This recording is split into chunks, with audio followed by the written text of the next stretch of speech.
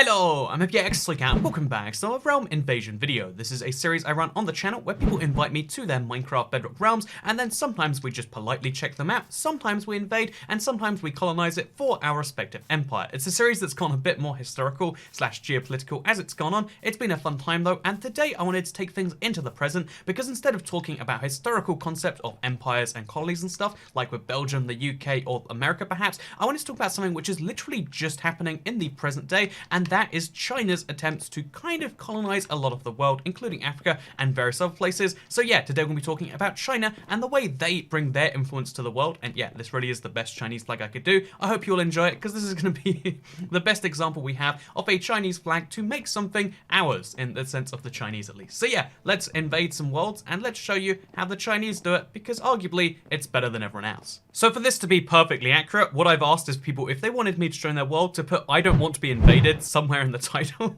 because every example of China's attempt for influence kind of involves a country which previously was part of some larger empire. Basically, it's kind of picking up the scavengings, the leftovers from other countries in some weird ways. So these are all countries that very much don't want to be invaded, but yeah, we're going to be coming in and doing something that we're not going to be calling invading. So I've just joined in this first one, and they have some shaders on. It took like 73 megabytes. Look how beautiful this particular Minecraft realm is. I forgot just how much, you can really do with a realm if you decide to, especially if you start it on phone or PC. But like, look at these bushes, for example. Like, this isn't how much a bush should naturally shape. Like, there isn't this much wind all the time. They look like they're morphing back and forth. But still, it's a fancy effect, I would say.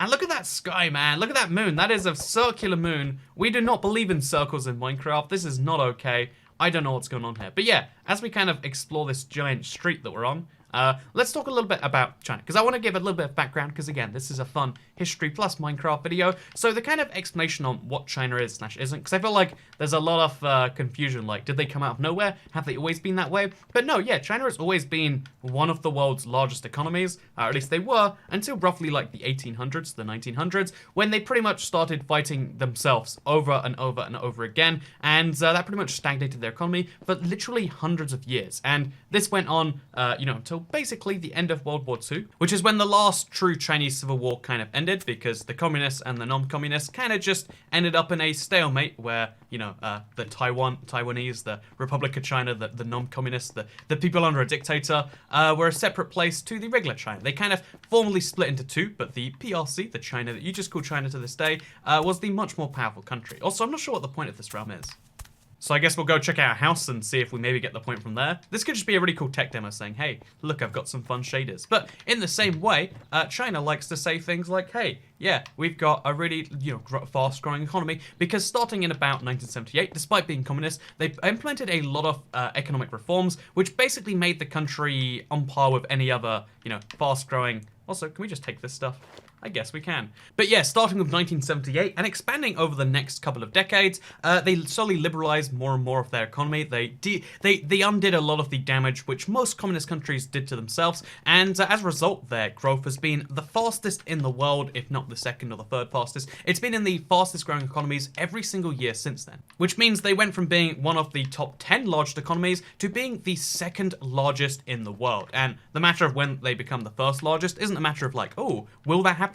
It's a matter of when. It's a matter of what exact year do they overtake the United States. Because, again, overtaking Japan at one point was a silly idea. Now they're 4 times bigger than Japan's economy. And yeah, it'll be the same thing with the US one day, which is, yeah, kind of the background on how they went from being like, oh yeah, it's a country that exists, to a country of 1.3 billion Chinese people, as well as having the world's largest economy, which gives you a lot of power when it comes to the international world. When it comes to pretty much anything, in fact, like if you are the largest economy, you have the largest amount of influence. If you've got the largest population too, that tends to help as well. Also, I think this is Fallout themed, because there's something called Vault 9 over here with a command block that doesn't have a button on it. I'm very confused. Maybe this is just a Fallout themed map that I just missed some of. I guess we'll go underground and we'll see what that's all about. But yeah, so basically that's the story. Is the wind changing? I guess the wind is changing. Or maybe it's just because I'm walking faster. Is it based on my movement? Do you see that? Like, These hedges are not natural. There is something I don't like about these hedges. But yeah, basically China has risen from being one of the regional powers in the world to being perhaps the dominant superpower, the dominant world power at some point in the future. And as part of that rise, there's a lot of initiatives that they're doing to help themselves rise, as well as to kind of increase their world influence. Because when you become the most powerful country, as the UK, as France, as the US can tell you, you get to slowly influence countries around you. This used to be like, oh yeah, colonization. You literally got to take a quarter of the world or whatever as part of your empire, and that would be, you know, they'd be a part of your country. Then when it comes to countries like America, it's more like, oh no, you just give us an agreement where we store military bases in your country, keep you under control, and then that's kind of fine. And when it comes to China, it's much more of an economic system where you keep all your independence, everything you want, everything goes fine, but we'd like some money, you know, more of a racketeering kind of game.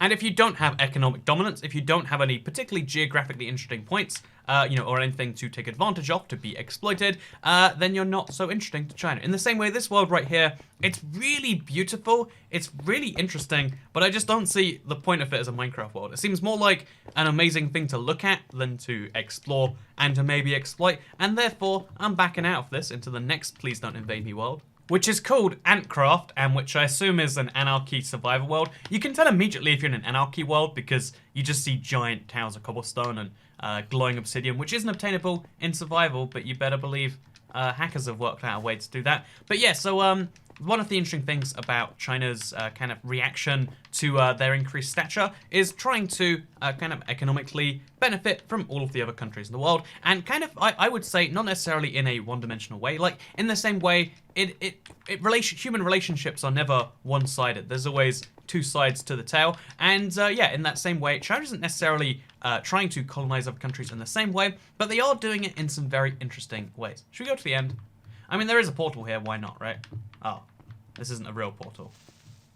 But yeah, because one of the things that really made China skyrocket in terms of their economy, and therefore, which is kind of their most valuable asset, you know, is trade, internationally speaking. They try to develop as many countries as they can, which sounds really nice on the surface. Like, oh, so their plan to get rich is just to make everyone else rich so they can buy things from them. What a really nice, wholesome plan. And, you know, it totally is. Except there's a little bit of an asterisk on there, which is like, okay, so they want to make all the other countries rich. And as part of the process, you know, maybe get some infrastructure for China. So, for example, China has bought up a lot of assets in Africa. You know, Africa's the big, ooh, that's where all the colonies happen. That's where the white man did the bad things. But the truth is most of what's going on in Africa today is on the behest of the Chinese. China has bought, for instance, if we take Tanzania, one of their huge port cities has basically been developed from scratch by China. And again, it seems fairly harmless at first until some of the loans, which, you know, China is backing with a whole bunch of, can't necessarily be repaid because, you know, this is a scandal I'm sure you've heard something about. You know, if you can't repay your loans to China, then that's a real problem. They'll lend you money to do something, but they'll do so at, you know, reasonable market rates, which, if you don't repay them fast enough, starts to kind of skyrocket. And then, say you're like Sri Lanka and you can't pay back this money because you have so many other issues, so many other things that require the money, you're just having financial issues as a state, well, sure, you can not pay China back as long as you give them huge leases, we're talking 60, 70-year leases, to your ports, and that's a real thing that happened in Sri Lanka. And I'm not saying that that port now looks like this, but I'm just saying that as far as like Sri Lanka's concerned, they get none of the profits, they get none of the value, they get nothing from that port because the port is owned effectively by China because they didn't repay their debts, right? And yeah, you know, they're not Lannisters. Hey, Game of Thrones joke, high quality, am I right this time of year? But no, yeah, it's one of those things that every single country China helps in some way, there is always an expectation in return, and when that expectation isn't met, generally speaking, they'll go for something else they find valuable, which tends to be, say, some huge infrastructure. So China has funded a whole bunch of infrastructures, it's called Belt and Rail, across the world, trying to increase the amount of trade infrastructure out there, you know, spending a lot of money to do so, because this benefits them in the long run. Like, having more partners to trade with in more easier ways means that more people buy Chinese goods, because generally speaking, when you buy something, it's probably from China, right? That's just facts about the world. And then, in exchange for these loans to do these sorts of things, they also get influence and power of the countries. By the way, I think this city was totally beautiful at one point. I don't really think it is anymore, though. So, Yeah, it's really hard to get anything of real value besides this one purple wall. And yeah, that's about it as far as the server goes. This is one of the messiest servers we've seen. It doesn't have any natural resources. It doesn't have a great port or a great railroad for us to build here. Because, again, another thing China does is build railroads across Africa. Fun fact with that one. But yeah, Belt and Road is basically China's opportunity to build a lot of infrastructure around the world and then to gain influence and power from it, because when you lend out a lot of money, you have a lot of say over the people who owe you that money. However, you probably shouldn't lend money to people who are literally exploding their own country, which is maybe why you don't hear too much about China trying to colonize the Middle East. There we go. There's our edgy joke for the day. Okay, let's move into the next world, which hopefully we'll find like a world with some real touring value, because we've gone from two ends of the spectrum: beautiful but no real point, to lots of real point but literally the opposite of beautiful. Like, what is the opposite of beautiful? Unbeautiful? No, not going far enough. Ugly? Not going far enough. A literal tragedy. Oh wait, I got a one. This Liverpool, right? There we go. Let's move on to Titancraft. We don't want to be invaded. This isn't an I don't want to be invaded. This is a we don't want to be invaded, which is the nicest I've ever heard that put. Hey, here we go. This is what we're talking about. A real world with some more real port based on this ship right here. I mean, it's got lecterns instead of one of those big wheels to spin it, but that's all kind of well. So yeah, we've got ourselves a little bit of a port, a country that's trying to get off the ground, and this is the perfect place for us to do our favorite Chinese thing. You can tell this is a great server just by this book that I found in their cathedral. This is the book they worship every single day. But yeah, we got a really nice world here. Got a great cathedral, some history. We got some market stands. We got a thriving, trying to get off the ground economy going here, and that is perfect for us to try and find some blocks to make some stuff with. So to make this a true fair match, because that's what we're trying to do here, perfect historical accuracy, as you all do know, what we're going to do is we're going to make some serious upgrades to their port over here. We're going to make it look a lot nicer, maybe able to take more than one ship at a single time. There's a great idea, right? Like, oh yeah, here's the new part of the port that can take a secondary ship, increase the capacity, make it so they're much more capable to trade with the world, and then when no one pays back the money we spent doing that, because hey, we spent money upgrading your port so you could buy our stuff, oh, no one's repaying us, well, that means it's our port now, unless you have a better idea. And in these cases, what you do is you, of course, build yourself a nice little Chinese flag to represent that, yep, this really is. That is a high-quality Chinese flag. This really is ours now. And, yeah, it's the new form, I would say, of empire building. Instead of, militarily trying to take something over, all the inefficiencies that come with that, why not just economically say, hey, here's some money, you can either pay us back, or you can, do the thing you want. It's a form of, in some ways, like some financial colonization, economic colonization. It's hard to say for sure, but it is the kind of new strategy. And I think looking back on this, whenever, depending on whether this is accepted as a thing, because this is a in-progress strategy, right? We don't know how this develops from here. Does this get worse? Does it get better? We don't know for sure. But it's one of those things we'll look back on in the same way we look at the collapse of the USSR and say, yeah, they spent a quarter of their economy on defense. Why did they have starving people, literally in the streets who had money for bread but just couldn't buy it because there wasn't enough bread going around? How was that the case at the same time they were spending all that money on their military? You might say the same about the US in a certain number of years. Like, so they spent, what is the percent of their economy on GDP?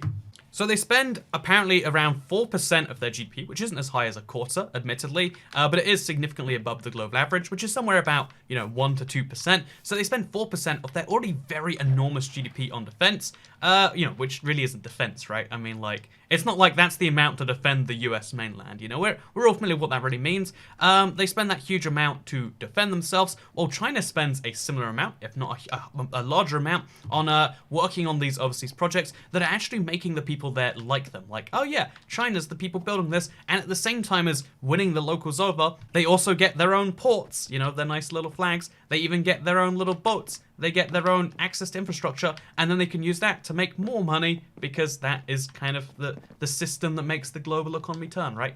Money.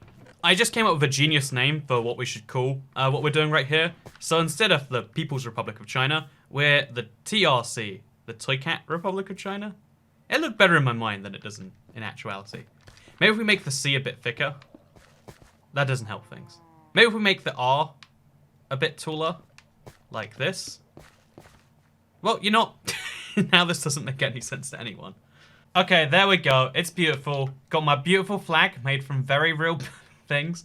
And I've got TRC made from some very nice, very clearly readable, everyone can see that's TRC blocks. So I think the problem is that this one's non-capital and both of these are caps. Maybe that's the solution. Maybe I just have to work that one out.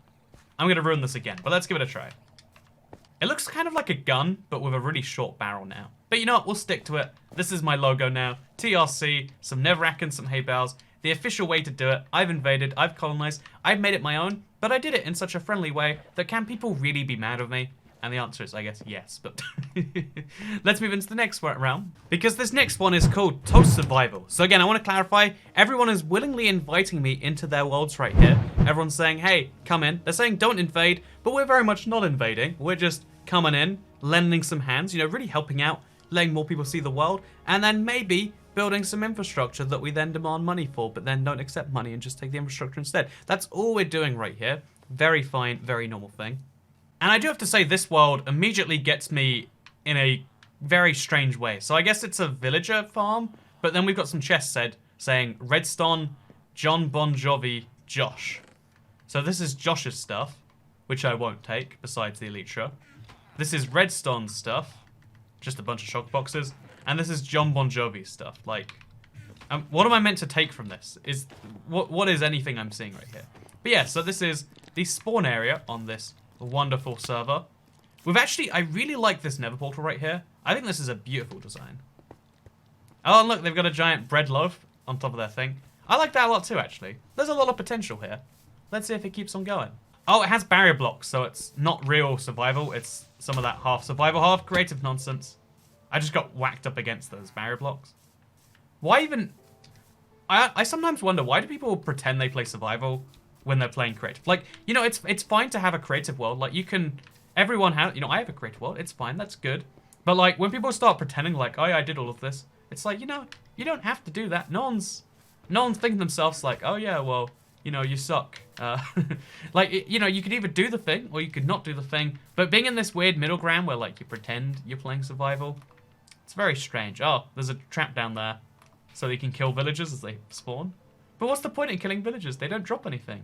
And, oh, there's barrier blocks above the lava anyway. I have so many questions about this person and what they choose to do. Like, why did you choose to do that? What is that? Why? What is this?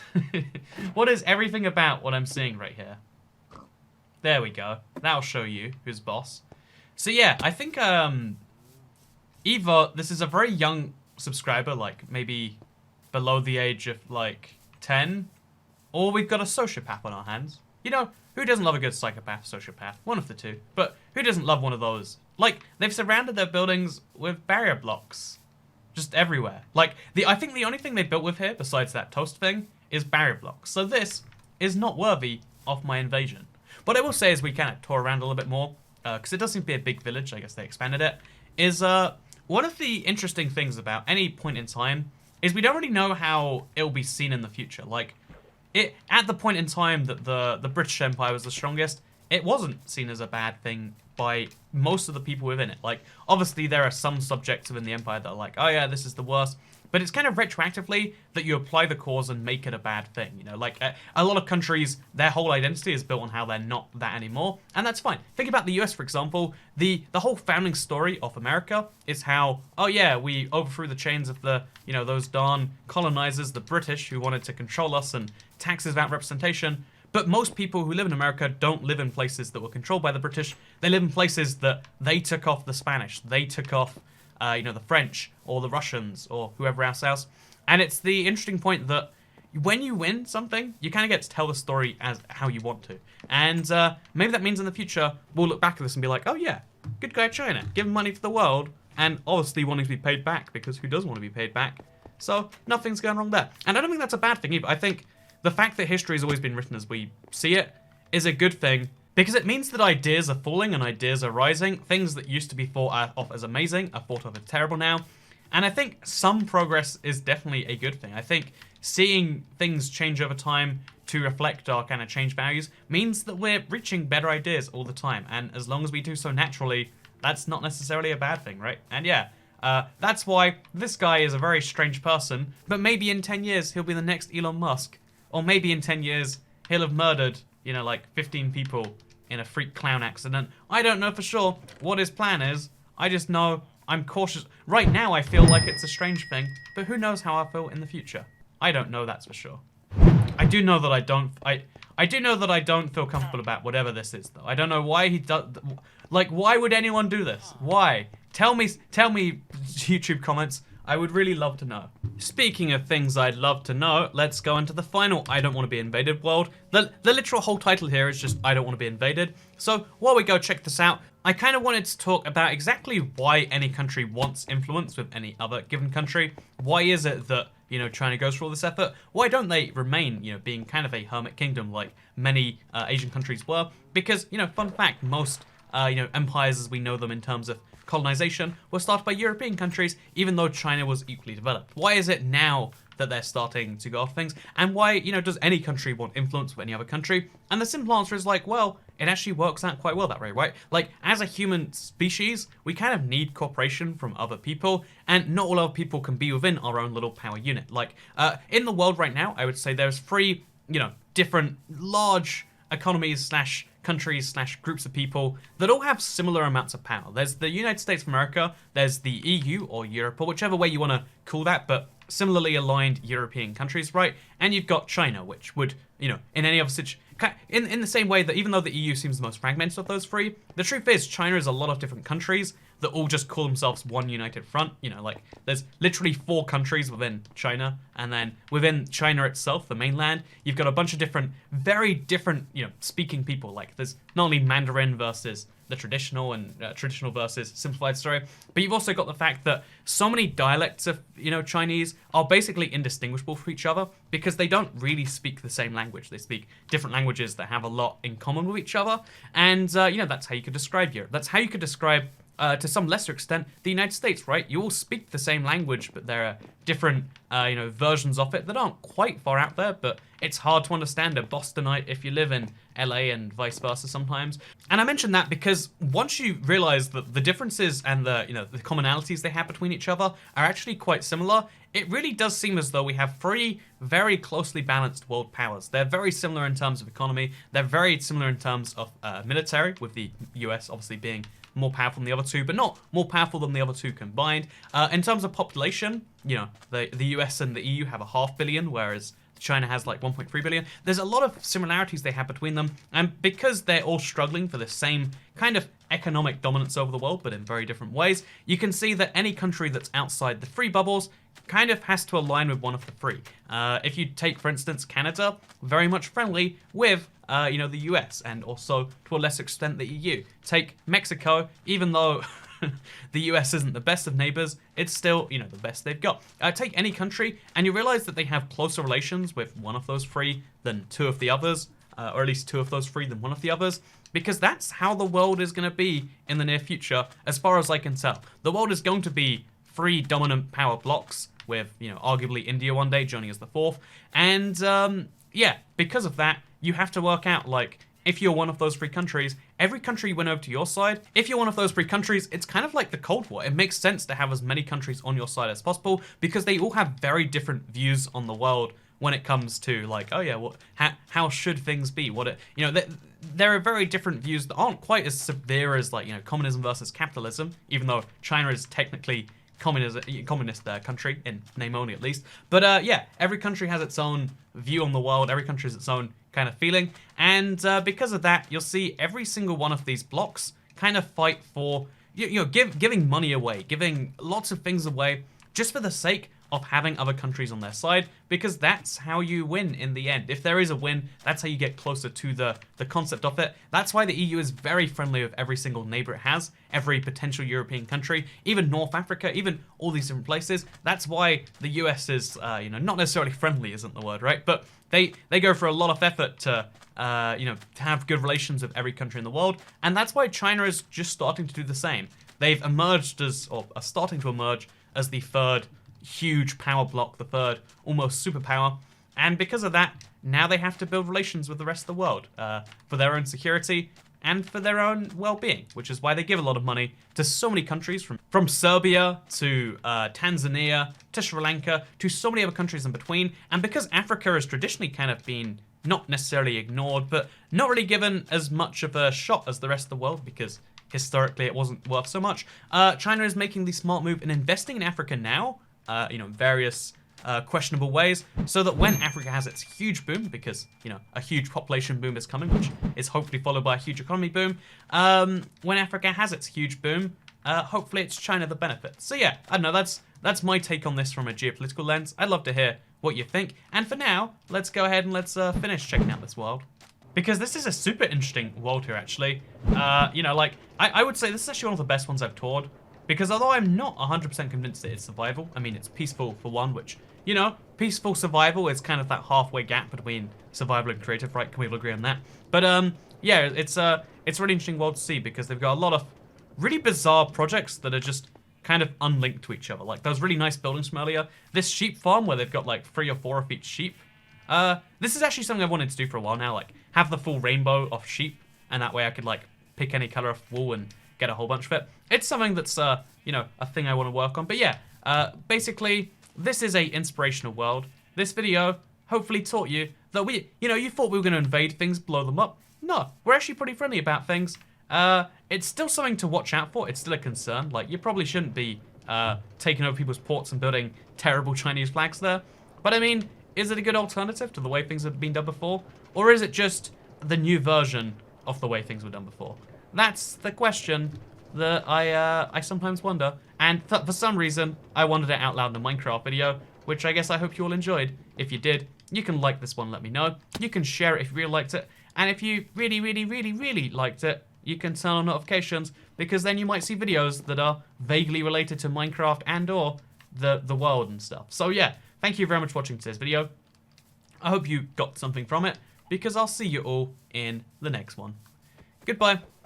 Wait, actually, I just want to quickly congratulate the guy who made this realm, because it says my coming out. I think he's Extangi.